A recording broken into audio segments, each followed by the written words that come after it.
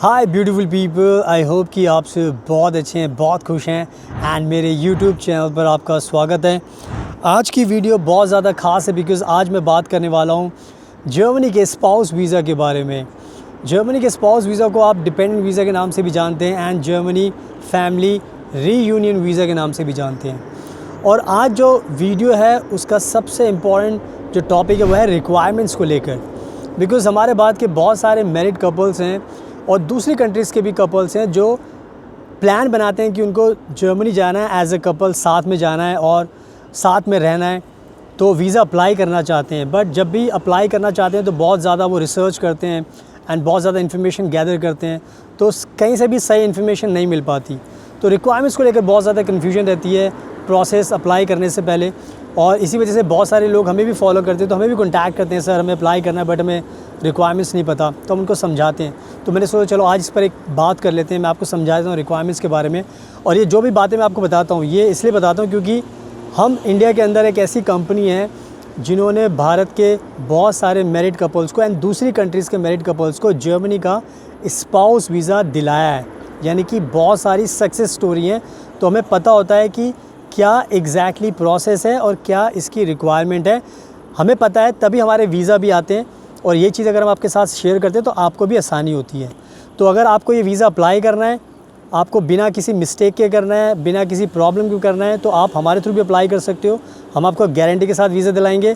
अगर आपको यकीन ना है तो आप हमें कॉन्टैक्ट करोगे तो हम आपके साथ सक्सेस स्टोरी शेयर कर सकते हैं। उनको देख लेना, तसल्ली हो जाए तब प्रोसेस कर लेना, ताकि आपका सेटिस्फेक्शन सबसे इंपॉर्टेंट है। बट अगर आप खुद से भी अप्लाई करना चाहते हो तब भी आप कर सकते हो। मेरी वीडियो की जो इन्फॉर्मेशन है उसको गैदर समझ के कर लेना आप, तो कोई दिक्कत नहीं होगी। एंड साथ में बताना चाहता हूँ कि मैं रहता हूँ फ्रांस के अंदर एंड मैं बहुत ज़्यादा ट्रैवल करता हूँ, और ये आप मेरे आसपास का ब्यूटीफुल नज़ारा भी देख सकते हो। मैं यहाँ पे बाहर बैठ के शूट कर रहा हूँ, बहुत अच्छा वेदर है और मेरे पीछे एक ब्यूटीफुल रिवर भी जा रही है, तो मैं आराम से बैठ के वीडियो शूट कर रहा हूँ। देख सकते हो मेरे पीछे जो रिवर जा रही है। और मेरे इंस्टाग्राम को प्लीज़ फॉलो कर लेना बिकॉज़ मैं बहुत ट्रैवल करता हूँ, तो आपको मेरे बारे में और जानने का मौका मिलेगा। So now without wasting for the time let's get started. So now अब मैं आपको अच्छे से एक्सप्लेन करता हूँ कि अगर आपको स्पाउस वीज़ा अप्लाई करना है तो उसकी क्या रिक्वायरमेंट्स है जो आपको फुलफ़िल करनी पड़ेगी। जो सबसे पहली रिक्वायरमेंट होती है वो ये होती है कि पासपोर्ट, आपका पासपोर्ट होना चाहिए। और आपका पासपोर्ट की वैलिडिटी कम से कम भी भाई 2-3 साल तो रखो, ताकि जब भी आप अप्लाई करो जो भी टाइम प्रोसेस लगेगा तो कम से कम पासपोर्ट के साथ साथ उसकी वैलिडिटी को भी ज़्यादा हो तो अच्छी बात है। तो पासपोर्ट का आपको ध्यान रखना है, ये फर्स्ट रिक्वायरमेंट हो गई। दूसरी रिक्वायरमेंट होती है मैरिज सर्टिफिकेट, यानी कि आपको अपनी शादी को प्रूफ करना पड़ता है, तो उसका डॉक्यूमेंट देना पड़ता है। तो मैरिज का जो सर्टिफिकेट होता है वो बहुत ज़रूरी होता है।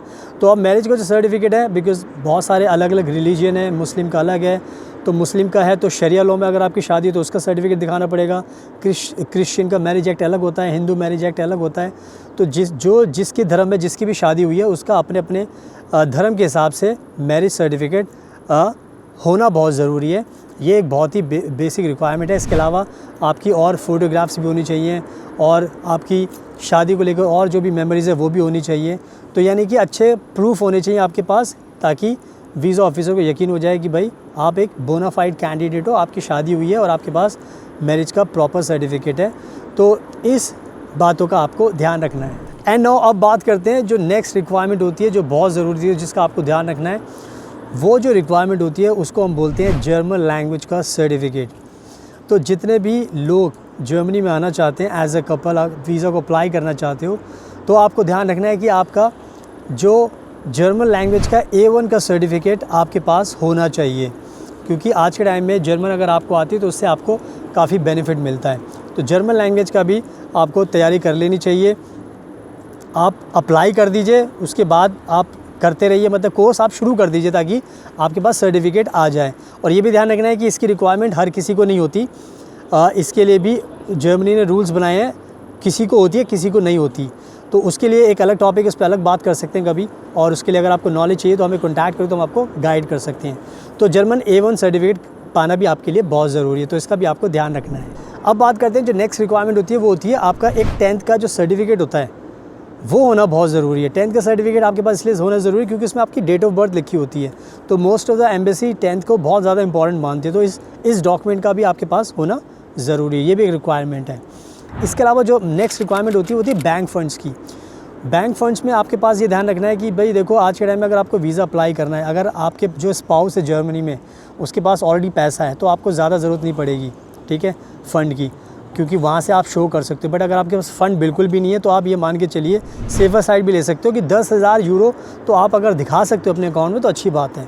तो वो भी डिपेंड करता है क्या क्या सिचुएशन, किसकी क्या क्या सिचुएशन होती है। बट बैंक फ़ंड अगर आपके पास 10,000 यूरोज़ हैं तो अच्छी बात है, आपकी एक रिक्वायरमेंट ये भी पूरी हो जाती है। तो 10,000 यूरो का आप अमाउंट मान के चल सकते हो, इसको शो कर सकते हो। तो 10,000 यूरोज़ अगर आपके पास है तो बहुत अच्छी बात है, तो इसका आपको ध्यान रखना है। एंड नाउ अब बात कर लेते हैं कुछ इंपॉर्टेंट फॉर्म्स को लेकर, जिनकी जो बहुत बड़ी रिक्वायरमेंट होती है, जिनको आपको अच्छे से फिल करना होता है। तो सबसे पहली एक चीज़ आपको ध्यान रखनी है कि जब भी आप ये वीज़ा अप्लाई करोगे तो आपको एक एप्लीकेशन फॉर्म होता है, उसको फिल करना पड़ता है, ऑनलाइन होता है। उसको आपको बहुत अच्छे से केयरफुली सारी चीज़ें उसमें आपको फिल करनी पड़ती है। इस चीज़ का आपको ध्यान रखना है, ये बहुत बड़ी रिक्वायरमेंट है। इसके अलावा एक क्वेश्चनर जर्मन एम्बेसी की तरफ से आपको दिया जाता है, और ये जो क्वेश्चनर होता है ये बहुत ज़रूरी होता है, ये रिक्वायरमेंट है, इसको आपको फुलफ़िल करना होता है, इसको बहुत अच्छे तरीके से भरना होता है। इसमें आपके बारे में, आपकी शादी के बारे में क्वेश्चंस होते हैं, जिनको आपको पढ़कर अच्छे से एंड सही जवाब उसमें लिखना पड़ता है। तो एक मैरिज का क्वेश्चनर भी होता है जो आपको फिल करना पड़ता है, तो वो भी एक रिक्वायरमेंट है, उसको भी आपको फिल करना पड़ता है। इसके अलावा एक लीगल रिप्रेजेंटेशन का भी एक फॉर्म होता है जो एम्बेसी देती है, उसको भी आपको फिल करना पड़ता है। तो मोरलेस देखा जाए तो ये जो मैंने चीज़ें बताई हैं आपको रिक्वायरमेंट्स की, ये सारी की सारी रिक्वायरमेंट्स होती हैं जो आपको पूरी करनी पड़ती है, तब जाकर आपकी फ़ाइल स्ट्रॉन्ग बनती है। इसके अलावा और भी कुछ रिक्वायरमेंट्स होती हैं, वीडियो काफ़ी बड़ी हो जाएगी, मैं नहीं चाहता, तो उसके बारे में आप बाद में भी बात कर सकते हैं। लेकिन अभी जो मेन चीज़ें थी वो मैंने आपको बता दी है, तो इस पर आपको फोकस करना है। एटलीस्ट आप ये सब चीज़ें तैयार करोगे तो आपको कॉन्फिडेंस आएगा कि मैंने ये सारी चीज़ें प्रॉपर तरीके से तैयार कर ली हैं। तो ये जो रिक्वायरमेंट्स मैंने बताई थी, इनमें ये मोस्टली चीज़ें कवर हो गई हैं, तो ये सब चीज़ें आप ध्यान रखिए। और जैसे मैंने बताया कि कोई भी आपको कन्फ्यूजन होती है तो हम ये वीज़ा बहुत सारे क्लाइंट्स को दिला चुके हैं, तो हमें पता होता है कि कैसे आपको अपना फ़ाइल लगानी है, क्या क्या चीज़ें ज़रूरी हैं, कैसे इंटरव्यू होगा, इंटरव्यू में कैसे आपको अच्छे से जवाब देने हैं, और भी बहुत सारी चीज़ होती है। तो हम सारी चीज़ों में आपको अच्छे से गाइड करते हैं, और इसी वजह से हमारा जो वीज़ा सक्सेस रेशियो वो 1000%, यानी कि वीज़ा आपका आना ही आना है। और बहुत सारे लोग जो खुद से अप्लाई करते हैं, देखो गलती कोई नहीं करना चाहता, बट बहुत बार गलती हो जाती है, और जब गलती होती है तो देखो उसकी फिर सज़ा आपको भुगतनी पड़ती है, क्योंकि फिर वीज़ा ऑफिसर के पास टाइम नहीं होता आपको। अगर आप जर्मन एम्बेसी को अगर आप फॉलो नहीं करते हैं ना, तो आपको ये ध्यान रखना कि जर्मन एम्बेसी के पास स्टाफ कम होता है, उनके पास लोग कम है, तो उनके पास टाइम बहुत कम होता है, और जिसकी वजह से फिर आपका प्रोसेस डिले होता है अगर आप कोई ना कोई गलती करते हो।